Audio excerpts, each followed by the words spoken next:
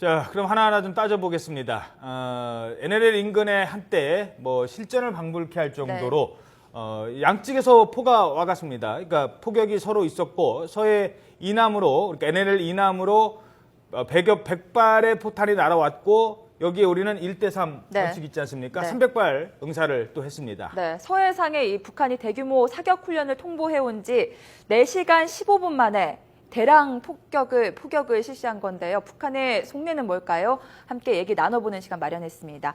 양부진 북한대학원 대학교 교수, 이희우 충남대 군수체계 종합연구소장 자리했습니다. 어서 오세요. 안녕하십니까. 예.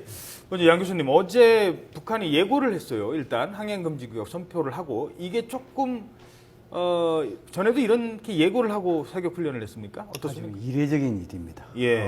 지금 이제 물론 한미 군사 훈련할 때는 우리 측이 그 유엔사가 북측 지역에 훈련을 통보하는 것이 지금까지 관례로 되었습니다. 그러나 북한이 이러한 국가급 훈련을 있어가지고 우리 측에 통보한 사례는 극히 이례적이다. 예. 그리고 또 이 7군데를 사격 목표로 지정했다는 거, 또 그리고 500발 정도 쏘았다는 거, 이것도 극히 이례적이다. 이렇게 이해하면 될 것 같습니다. 그렇다면 왜 통보를 해온 걸까요? 그것은 아마 우리 측도 한미군 훈련하는데 북한을 통보하는 것은 일단 국제적인 규범을 준수하는 측면이 있겠죠. 북한도 이 훈련의 정당성을 확보하기 위해 가지고 우리 측에 통보하는 것이 아니겠냐, 저는 그렇게 생각합니다. 네. 예. 우리의 대응도 상당히 이례적이었죠. 지난번에는 하다가 당했지만 이번에는 절대 그렇지 않겠다는 원칙이 있지 않습니까? 어떻습니까? 네, 이번에는 지난번 연평도 포격 이후에 우리가 매뉴얼을 새로 만들었죠. 예. 그래서 등거리, 그다음에 충분성 원칙에 의해서 3배 우리가 대응 사격을 하겠다라는 매뉴얼을 확실히 만들었고 이번에 처음으로 그것을 성공적으로 우리가 대응한 그런 사례가 되겠습니다. 예. 이번에 이제 K9 자주포가 일단 동원이 됐고요. 그 북한이 쐈다는 장사정포 그리고 방사포 이런 것과 비교할 때 지난번에 K9과 좀 많이 좀 달라졌습니까? 어떻게 평가할 수 있을까요? 현재 K9은 북한이 갖고 있는 해안포나 방사포에 비해서 전반적으로 보면 성능은 우리가 훨씬 우수합니다. 파괴력도 우수하고요. 그다음에 명중률도 우리가 뛰어난데 현재 수적으로는 우리가 아직 상당히 열세에 있습니다. 그래서 우리가 좀 더 보강을 해야 될 그런 필요성이 있습니다. 우리가 F-15K 전투기도 발진하지 않았습니까? 이게 원점 타격할 수 있는 무기 맞습니까? 네, 그렇습니다. 지금 F-15K에는 JDAM이라는 그 원거리 폭격 능력을 가진 폭탄이 정밀 폭탄이 장착되어 있고요. 최근에 SDB라는 소형 그렇지만 날개가 달려 있어서 60km까지 갈 수 있는, 그래서 저기 장사정포를 발사했을 때 후방까지 들어가서 공격할 수 있는 그런 무장을 장착했습니다. 이 JDAM 이게 지난 연평도 해전 때는 장착이 안 돼 있어서 문제가 됐던 거 아니겠습니까? 그렇습니다. 이번에 달라진 전력입니까? 그렇습니다. JDAM을 달았고 SDB를 추가로 도입해서 장착을 했습니다. 예, 알겠습니다. 그러면 저희들이 준비한 그래픽이 있는데요. 그래픽 보면서 하나하나 좀 정리를 좀 해드려야 될 것 같습니다. 어제 있었던 상황부터 먼저 설명을 해드리죠. 북한이 7군데 쏜다고 했습니다. 1번부터 7번까지 예상 탄착 지점이 빨간색으로 표시가 되어 있습니다. 그런데 12시 넘어서 쏜 두 번째 2번이요. 백령도에 파란색으로 표시가 되어 있지 않습니까? 빨간색으로 쏜다고 했는데 넘어왔어요. 그것도 3.5km. NLL 우리 쪽 해역으로 넘어온 거죠. 이거는 일단 이거는 의도적이죠. 3.5km를 오버하지는 않지 않습니까? 그렇습니다. 저거는 사격 훈련이라는 그런 명목하에 NLL을 무효하겠다는 그런 의도를 의식적으로 나타낸 거라고 볼 수 있습니다. 예, 그래서 그 분야에 대해서 이제 이 소장님의 말씀에 전혀 동감하는데, 근데 우리가 좀 사실관계 확인이 필요한 것이 지금 이제 북한이 이제 이번 지역 볼 때는 이제 바로 NLL 바로 북측 지역 아닙니까? 자기들의 사격하겠다는 목표 지점은. 그런데 이제 우리 측으로 한 100여 발 정도 넘어왔지요. 근데 이 100여 발이 직접 북한이 쏜 포탄인지 아니면 물 수제비인지 그건 확인해야 됩니다.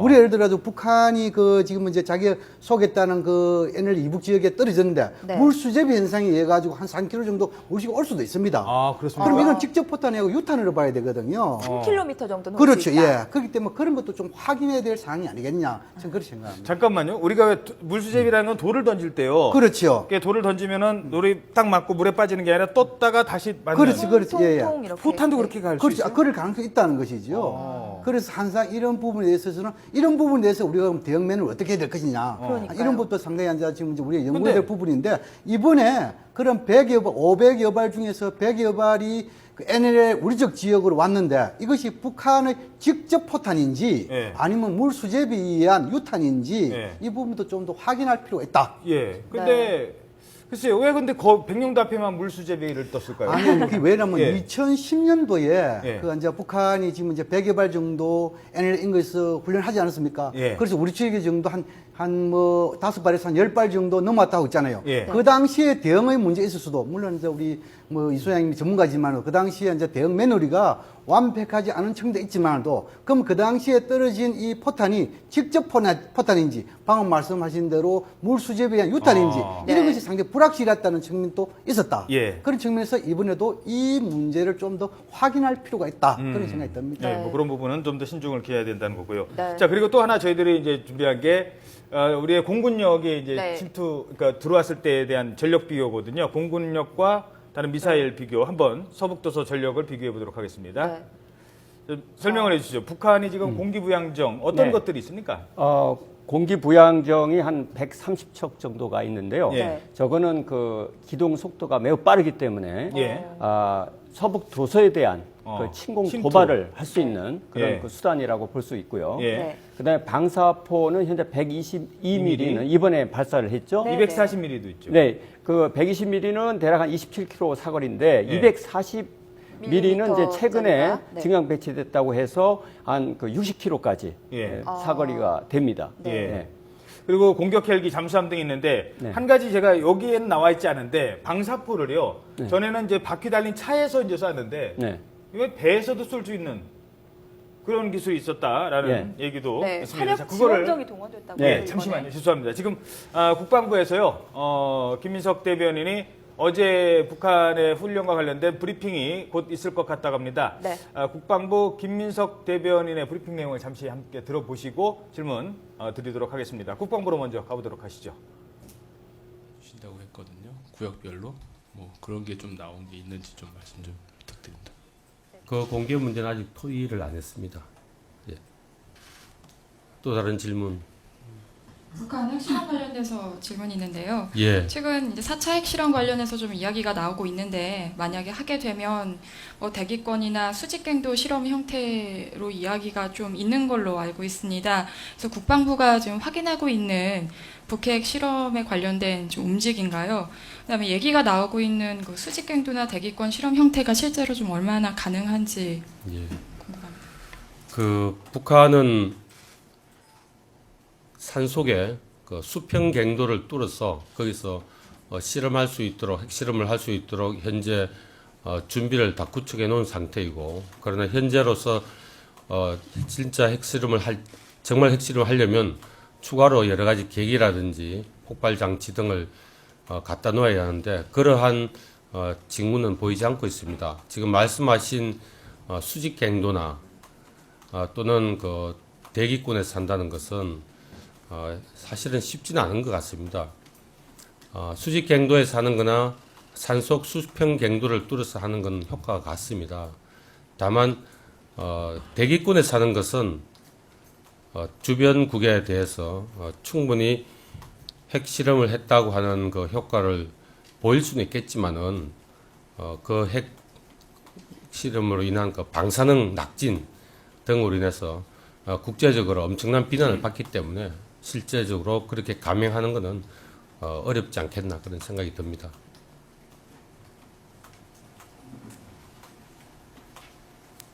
예. 북한이 동해안 쪽에서 탄도미사일 발사를 준비한다는 보도도 있었는데요. 그에 대해서 확인된 게 있는지요? 예.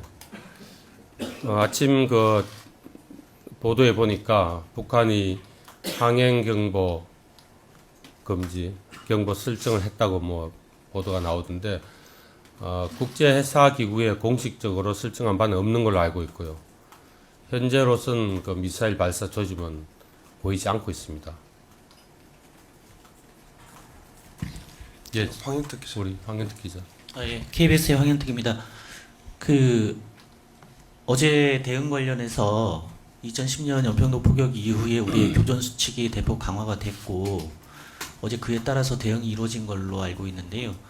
그 강화된 교전 수칙의 내용과 어제 그 범위 안에서 어떤 대응 조치가 이루어졌는지 한 번 더 설명 부탁드립니다. 예, 그 북한이 도발했을 때는 우선 충분하게 응징한다. 자유권 차원에서 충분하게 응징한다. 그 응징에 충분하다는 걸 계량적으로 판단하기는 좀 어려울 겁니다. 그 양에 따라서 또 얼마나 효과적으로 사격을 했느냐, 대응 태세를 갖춰서 했느냐에 따라서 차이가 있을 텐데 그것은 현장 지휘관이 판단할 일입니다. 그리고 만약에 우리에게 우리 장병이나 우리 주민에게 또는 우리가 영토에 재산 피해가 났을 때는 그에 맞는 충분한 그 대응을 하는데 북한이 그에 따라서 재도발할 수 있는 의지를 없앨 정도로 충분하게 한다. 이런 정도로 개념을 세워놓고 있습니다. 예, 김재중 차장. 국민일보 김재중입니다.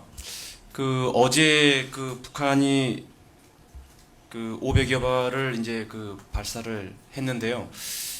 발사한 포들의 정밀도나 어제 새로 등장한 화력 지원정 등 새로운 어떤 전력 증강에 대해서 군 당국의 평가나 분석은 어떻게 되고 있는지 좀 말씀 좀 해주십시오. 북한의 어제 방사포를 많이 쏘았는데 방사포의 정확도는 상당히 낮습니다. 우리 K9 자주포는 훨씬 정밀도가 높습니다. 탄착군을 잘 형성하고 목표 지점에 정확하게 맞는데 북한 방사포는 정밀도가 낮은데 그런 방사포를 움직이는 배에다가 함정에다가 장착했을 때 그 정밀도가 더 떨어지지 않겠습니까? 그러니까 그걸 가지고 우리 함정을 향해서 쏜다면은 정말 확률이 낮지만 북한식 사고에 의한 무기 체계로 봅니다. 전 세계에 그렇게 만드는 나라는 없습니다. 그리고 그걸 육지에 쏘면은 특정 표적을 맞춘다기보다는 불특정 다수의 민간인이 더 피해를 입을 가능성이 많습니다. 예. MBC 구경군입니다. 어제 대응 사격을 했을 때 우리 측에 100발이 넘어갔고 300발을 대응하지 않았습니까? 이거는 충분한 대응 사격으로 보시는지요? 예, 그 상황에서는 저희들로서는 충분하다고 판단했습니다. 그렇다면 이게 도발을 이렇게 했는데 무조건 해상으로만 대응을 하게 돼 있는 건가요? 북한이 해상으로만 쏘았기 때문에 또 인명피해가 난 것도 아니고 우리 육지에 떨어진 것도 아니어서 그 수준에 하자. 그래서 해상에 쏘았습니다. 원점 타격에 대한 입장은 어떻게 되십니까? 북한이 우리 인명피해를 나게 했거나 또는 우리의 시설, 민간인 재산 이런 걸 파괴했을 때는 당연히 원점 타격을 합니다.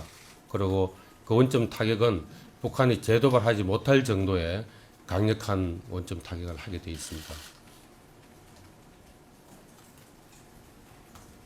연합의 김호준입니다. 북한 핵실험 관련해서는 여전히 임박한 징후가 없다고 판단하시는 건가요? 예, 그렇습니다. 지금 핵실험을 적각하기 위한 그런 징후는 보이지 않고 있습니다. 또 있습니까? 예. 예, 저 MBN의 이곤열 기자입니다. 북한이 항행 금지 구역 설정은 아니더라도 조합 통제를 한다든가 이런 거는 맞는 거죠, 그러니까 어떻습니까? 그거는 여러 가지 정보 수집 수단으로 듣는 거여서 확인해 줄 수는 없습니다. 네. 네, 지금까지 국방부의 대응에 대한 어제 그 훈련에 대한 우리의 대응 브리핑이 있었습니다. 자, 양 교수님. 국방부는 지금 현재 북한의 어제 도발에 대해서 어떻게 평가를 하고 있는 것 같습니까? 뭐 의도성이 가미된 도발이다. 뭐 그렇게 평가를 하고 있는데, 근데 아주 그 국민들에게 설득력 있는 설명을 많이 했어요. 예. 지금 보니까 예를 들어 가지고 핵실험과 관련해서도 예. 지금 여러 가지 이제 북한이 새로운 형태의 핵실험을 하겠는데 여기에 대한 전문가들이 여러 가지 이야기했지 않습니까? 예. 우라늄 탄이냐, 아니면 수평갱도에 사느냐, 수직이냐, 아니면 예. 대기끌 가느냐. 예. 그러니까 이제 지금은 이제 국방부의 이 분석하기로는 예. 지금 이제 수평갱도에서 하는 거나 수직 하는 거나 효과는 비슷하다. 그런 측면을 또 기술력이 지금 이제 수평도 다 돼 있는데 수직 굳이 하겠느냐. 그다음에 대기권. 대기권인 것은 주변국에게 방사능 이런 거기 때문에 쉽게 하지 못할 것이다. 그렇다면 종합을 해보면은 아마 수평에서 뭐 우라늄탄이라든지 이런 기타 핵 융합의 핵 분열 이 정도 하지 않겠느냐. 뭐 그런 이야기. 또 핵과 관련해가 지금은 이제 핵실험 이 부분에 대해서는 상시할 수 있는 체제는 갖춰 있지만도 임박한 징후는 없다. 이렇게 주장하고. 그 다음 지금 이제 화력, 아까 지원정 이제 말씀했는데 네네. 화력 지원도 보면 이 상당히 뭐 정밀도가 떨어진다. 예. 그럼 정밀도, 예를 들면 지금은 이제 북한의 방사포도 정밀도 떨어지는데 네. 또 이 지원정에 배에서 쏘면 더 떨어지지 않겠느냐. 그런 식으로 봤을 때 이것은 북한식의 사고인데 아마 이것은 우리의 그 정확한 무기라든지 이런 것이 아니고 불특정 다수가 사는 뭐 민간이라든지 이런 것에 좀 한 것이 아니겠냐. 일종의 위력 가수용이다. 뭐 이렇게 지금 이제 주장하고 있는 것 같고, 그다음 제 대응에 있어 가지고 네. 어제 이제 북한의 그 포가 예. 한 100발 정도 우리 쪽에 넘어왔는데 우리가. 이것은 뭡니까? 지금 이제 우리 민간인들의 살상이라든지 우리 민간의 재산 이런 거 아니기 때문에 네. 원점에 타격하지 않았다. 그래서 우리도 K9 자주포를 갖다가 해상에 쏘았다. 그러니까 이건 단순한 교수 수칙에 의한 것이다. 뭐 그렇게 지금 주장하고 있는 것 같아요. 그래서 어떻든 간에 지금 이제 오늘 이 김민석 대변인의 여기에 대해서 보면 상당하게 좀 우리 국민들에게 좀 설득 있게 설명하고 있는 것이 아닌가 저는 그렇게 분석을 합니다. 네.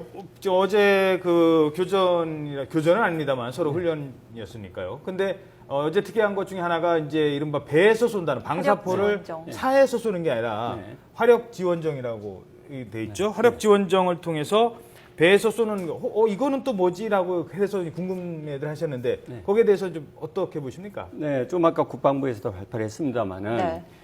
현재 그 122mm 방사포의 그 사거리가 한 20km가 됩니다. 예. 그래서 사거리를 늘릴 요량으로, 그래서 이를테면 아까 우리 양 교수님 말씀하신 대로 불특정 다수에 대한 육지 공격 예. 또는 우리 함정, 구축함에 대한 공격을 사거리에 넣기 위해서 함정을 사용했다. 라고 이렇게 보여집니다. 그래서 네. 이번에 우리가 대응 사격을 할 때 예. K9의 사거리가 충분히 길기 때문에 어허. 그걸 의식해서 그 함정이 뒤로 후퇴했다 하는 그런 그 소식도 있습니다. 네. 예. 그리고 뭐 북한이 해상으로만 공격을 해왔기 때문에 해상으로만 대응했다.